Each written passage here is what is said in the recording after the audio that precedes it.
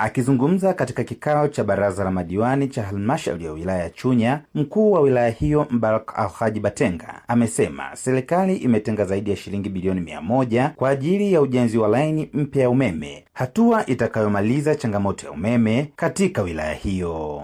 Dr. Samia Suluhu Hassan katika siku 100 za juzi tangu kufanya uchaguzi mpaka sasa hivi, kwa upande wa Chunya kashatoa bilioni 107 kwa ajili ya kujenga laini upya na kutatua tatizo la umeme Chunya. Zile changamoto mlizokuwa mnapata huko za watu wanajenga CIP, watu wanakuwa na makarasha yao, umeme unakuwa ni mdogo, inabidi sijui mwamshane usiku kwamba umeme sasa ndio umetosha, hiyo inabaki kuwa historia. Uwezo wa umeme unaojengwa hapa utahudumia Chunya, lakini utahudumia na Songwe, sababu sisi wote kazi yetu ni. Hatua hiyo ya serikali imepokelewa kwa shukrani na madiwani wa wilaya hiyo ya Chunya, wakisema mradi huo utaongeza uzalishaji, kuboresha mazingira ya biashara na kuinua uchumi wa wananchi. Umeme ni kweli tulikuwa na changamoto kubwa kwenye mazingira ya umeme, na istoshe Chunya sisi tumejinasibu kwenye viwanda vidogo vidogo, hasa kwenye sekta ya madini. Tukipata megawati 90, hakika tunaenda kuijenga Chunya iliyoimarika katika swala zima la uchumi. Kwa maana hiyo tutatoa ajira nyingi ambazo zitakuja kuziba pengo lile la uhaba wa ajira.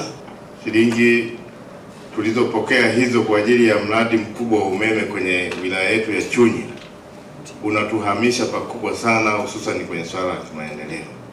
Na sisi Mheshimiwa Mkuu wa Wilaya tunakuamini, na siku zote tumekuwa tukisema kwamba majembe ya aina hii bado yanahitajika sana Chunya ili tuendelee kusonga. Serikali ya Mama Samia haitengi mwananchi yeyote.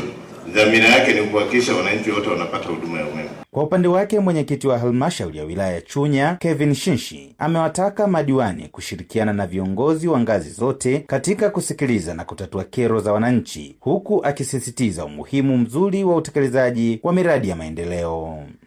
Sema maneno yafuatayo: hizi kazi zote tulizopewa na wananchi ni kuwatekelezea tu yale wanayoyataka. Na sisi madiwani ndio vyombo vyake vya kazi. Kwa hiyo nendeni madiwani mkafanye kazi kwa usawa, kwa kuwapa. Kumekuwa na malalamiko mengi kwenye idara ya afya. Kuna watendaji kazi kule kwenye vituo vyetu vya afya, wengine ni walevi, hawafanyi kazi vizuri. Naomba sana, wengine wana majibu mabaya, wananchi wanazungumza. Kwa hiyo idara ya afya nendeni mkasimame na hao mkawaambie tabia ya kuwajibu wananchi kauli mbaya imepitwa na wakati. Sasa hivi ni kwenda kuwasikiliza wananchi. Nielekeze watu wa misitu, nchi kiukweli tulikuwa tumefika pabaya. Sasa wale wananchi wanahitaji faraja. Sisi wanasiasa tunahimiza amani na kuambia jamani, ndio faraja, Mama Samia analeta hiki, lakini bado na yeye anasema mbona huku tunaendelea kuchapa. Kwa hiyo nielekeze idara ya misitu na nyinyi endeleeni kwa wapole, ongea na watu vizuri, kwa sababu kazi zao zote ni kutafutia ujira. Nendeni mkaongee nao vizuri, kawapeni elimu, na hii swala la kuchapana naomba lipumzie kidogo, au wananchi wapate unafuu wa kazi zao. Napenda kuwashukuru sana madiwani wangu kwa ushirikiano mnaonipa. Lakini niombe, miradi inapokuja kwenye kata zetu, sisi ndio wasimamizi.